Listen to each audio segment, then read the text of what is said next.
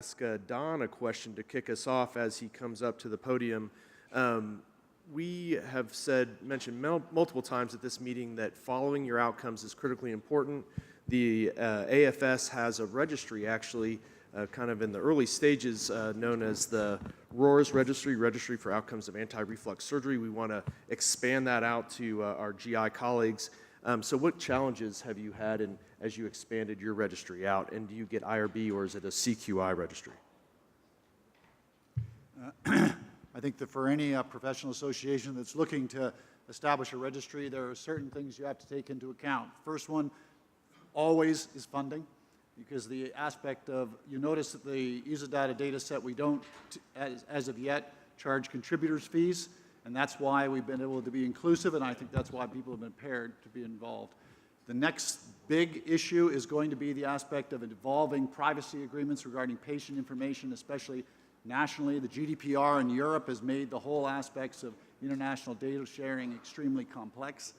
But I think the biggest thing about data sets in the future is to identify, it's not just to accrue data, it's to do targeted research and to give back to your contributing institutions. The aspect of giving data and never seeing any benefit, I think, should be over. It should be built into your data set to ensure that contributing centers see some real benefit from the get-go. Thank you. We have microphones. Dr. Gans, I would ask, we have 5 questions, brief answers. So Dave Fleischer pointed out the biological implausibility of having Barrett's less than a centimeter not be called Barrett's. So I'd propose we call that a banana instead of calling it Barrett's. But the question I have for Mike and Felice is, why is it that you have Barrett's less than a centimeter, we're going to call it a banana, but after you ablate Barrett's and then it's less than a centimeter and it comes back, we call it Barrett's? That seems completely implausible to me.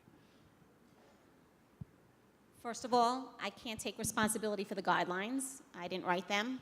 I would definitely say that it seems disingenuous to obviously do that after you ablate it. I believe that there are patients, and I know that I've taken care of, that have what I would call ultra short segment Barrett's that have dysplasia in them.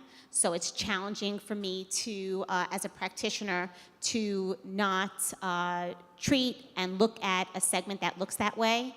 If you're a radiologist and you put your caliper on something, 1 centimeter versus 1.1 is very, very challenging to actually measure.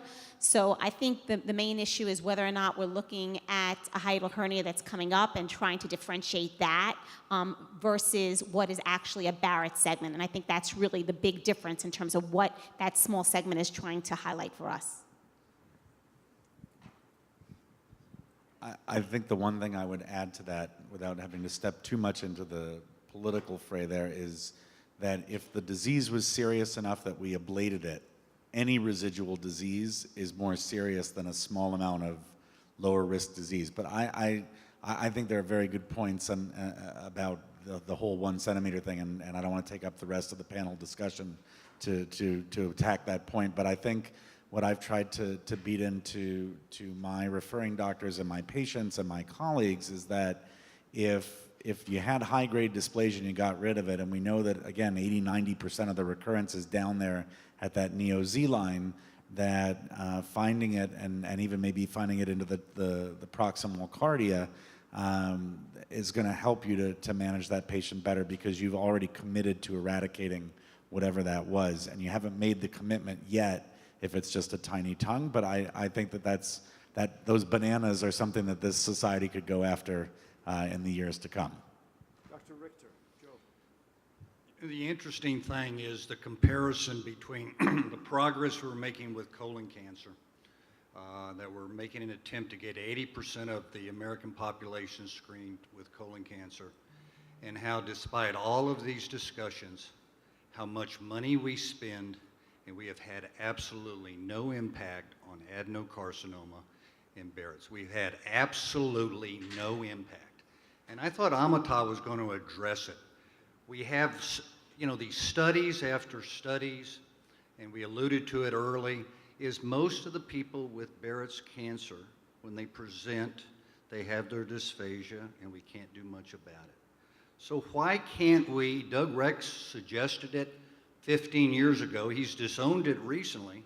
Well, why can't we suggest at 50, when you get your first colonoscopy,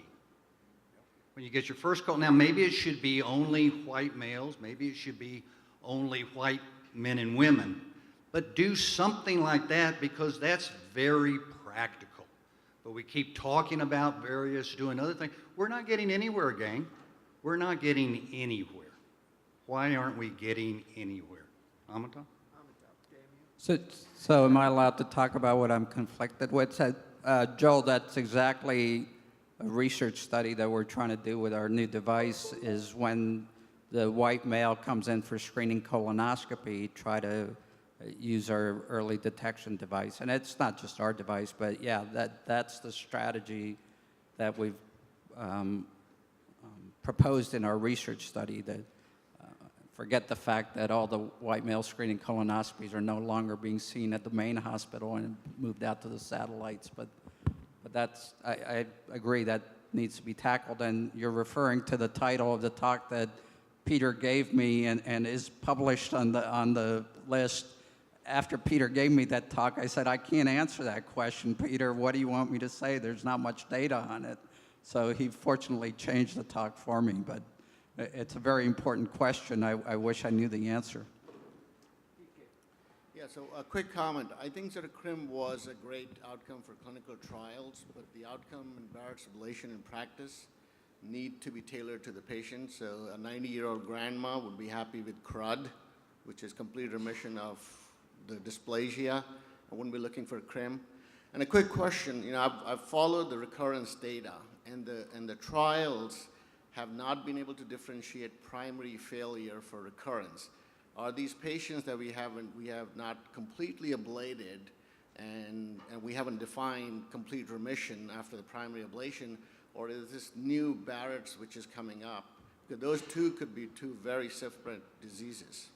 I think, VK, until we separate from the Seattle protocol as a way of evaluating for CRIM or CRUD, then we're just doing crummy jobs. And we've got to move on beyond that because that's really, how do I know that 4 biopsies, 1 per quadrant at the EG junction or just above it if you're talking about the AIM dysplasia trial or 4 below it if you go into the cardia are sufficient to say that there isn't disease that's left, and then you find it the next time they come in and now it's recurrence and not residual disease? I mean, come on. So I think that, and that's why I've kind of resulted in a lot of the stuff that I've been, trying to talk about and put into publications is RRIM for residual or refractory intestinal metaplasia, because I don't know that we can necessarily say it was Barrett's, and I don't necessarily know that we could say whether it's residual or recurrent when it's right at the junction. And we've got to sort of think about the clinical impact of calling something when we see it at that spot, especially if we use something like a brush that isn't necessarily able to pinpoint exactly where the sample's taken from. We're going to only do 3 more questions, and we'll start over here, then go to Phil, and then to Steve. Knowing there's a disparity between the SAGES and the ACG guidelines as far as ablations of Barrett's, do you find yourselves knowing that there's a known progression of non-dysplastic to identification of adenocarcinoma within Barrett's in the esophagus? Do you find yourselves ablating earlier on less segments, or do you stick strictly to the guidelines as far as your practice goes? So I think, is your question based on the histology, are you talking about? Like if you do if you have the non-dysplastic Barrett's, just non-dysplastic Barrett's, do you tend to bring them back to ablate, or do you say this is non-dysplastic, we're going to leave it alone until we identify some dysplasia, knowing that some of those non-dysplastic Barrett's, maybe we had sampling errors, maybe we had, you're going to have some of those patients that are going to progress. But know that, let's say they have a 2 or 3 centimeter segment of Barrett's, but yet it's non-dysplastic. Are you still going to ablate those patients, recommend ablation, and then, or what are you going to do? So the question to all, ablation of non-dysplastic Barrett's, which has been shown in all those registries that 1/3 of us do it for patients. Who are they? They never say who they are. So I think that could be a conference by itself. I think to say that this is not happening, it would be ignorant because it is the predominant person getting treated in our society today. That being said, I don't want to stand up here and say that it's absolutely ridiculous and makes no sense. I think there, in our practice, there are select patients that I do treat for sure. There are patients who are, very young who have this true genetic predisposition or have at least some family history. In my opinion, this is all about discussion. If the patient is informed, understands where this data sits, I think you can treat anyone. It's just a matter of people don't want to spend the time to really have the patient understand that, there is no data that this changes your cancer. Who do you ablate with non-dysplastic Barrett's? I think that was the question that Hashem asked. So yeah, that's what I said. So people who are young, so young is a subjective What is definition. young? So, I'm 66. Am I young? Depends. Depends how you feel. I'm young. Do you feel young? I ablate somebody Give me an answer. So, it's subjective. It's about the patient and the communication. I don't think it makes a difference. We're going to ablate them all once we figure out once we figure out recurrence is closer to 0. So it's about other issues. It's not about... Unless someone has a very specific brief response. Can I just throw it out there? How many of you have seen cancers after ablation that seem to be much worse? And could ablation be also doing some harm? Remember, it is an injury. Have anyone seen squamous cancer that develops at the area that's been ablated? Is Ken Wang out there? It's a question that we're actually asking in BetterNet and propose to study should we be all that enthusiastic about continuing to ablate every intestinal metaplasia, like VK said, when there's a tiny little island in a 90-year-old person? All right. Bill? So 40 milligrams of esomeprazole twice a day normalizes esophageal acid exposure in 88% of people you give that drug to. If you choose to use BID PPI as your ablation treatment, when the heck do you guys do pH monitoring? And why don't you do it more to find out if they're one of the 12%? So the people that I treat, family history, positive, very, very long segment Barrett's, and people that are very, very anxious that you tell the literature to and then they want ablation. If they're on medication, I am doing pH monitoring very early in these patients, especially if during the time of while I'm doing ablation, if they're not achieving CRIM at least within 3 or 4 times of being really on top of getting them back every 8 weeks, then I'm doing pH testing on those patients at that point in time to really get a sense of what in fact is going on with that patient. Thank you. To distinguished member of the panel, I'm going to shift the question from the esophagus to the stomach. Lately, we're not taking stomach questions. Lately, I see a whole bunch of patients on biopsy, random biopsy stomach. They come back intestinal metaplasia. What are your recommendations besides surveillance? Thank you. Any volunteers? Well, don't operate on them.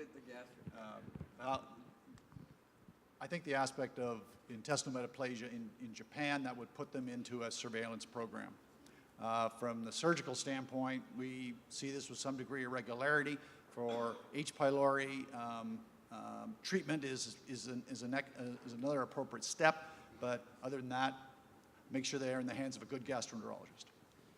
So as a good gastroenterologist, I would do stomach mapping, calculate something called the Olga score, and depending on that, those in the lower part, I don't do anything. Those with the higher part, especially with a family history of gastric cancer, I put on surveillance that has no evidence in it, but every 2 to 3 years endoscopy. Now we're going to take Dr. DeMeester. Well, thank you for this brilliant panel. I want to throw this out to the panel, but I would prefer to direct it to young, insightful Felice up there, because there are those not young and insightful that have led to the schizophrenia that perhaps is what Joel Richter is referring to, where Barrett's just doesn't matter.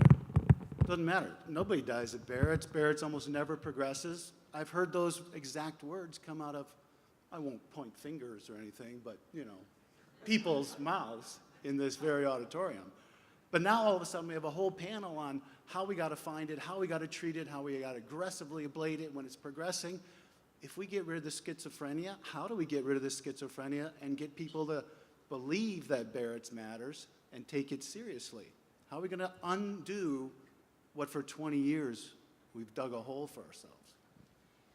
So I have not lived in the world that you're talking about, and in the time period that I was a fellow and a young attending and a still young attending, thank you, it has mattered. So hashtag Barrett's matters. So I really don't know that phenomenon. What I can say is the concept of us getting the right people in and screened, that's where our biggest challenge is. So our understanding that most patients that have been diagnosed with esophageal cancer never even knew that they had reflux. Most patients that have Barrett's denied having reflux. Most patients who were even in surveillance, they still get cancer. I mean, these are the main issues. But in my practice and in my time while I've been practicing, I've not had that sentiment that Barrett's doesn't matter. I think that's the crux of it, right? Everyone who has a large population of Barrett's says non-dysplastic Barrett's doesn't progress. And it doesn't when you have 5% of the population. It clearly does progress because it causes esophageal adenocarcinoma. So we're not finding the bucket. Yes, to what Joel said, we have not done anything by all of the different, the amount of patients we've ablated and resected, and the curve still is like this. So we need to, and with things like Amitabh's tools, and this is coming. It's coming right now. It's coming next week. It's coming in the next year. And whether we scope everyone who gets screened, or we put a sponge down, or we put a capsule down, it's coming, and we're going to do it. And we're going to find those patients. We just got to be prepared to handle it, because Barrett's will matter once we do that. Yeah, that's the message. Barrett's does matter, and we got to drill that into everybody today. I'm going to interrupt really quick. I'm taking over for 1 second. Steve, the answer is let them progress.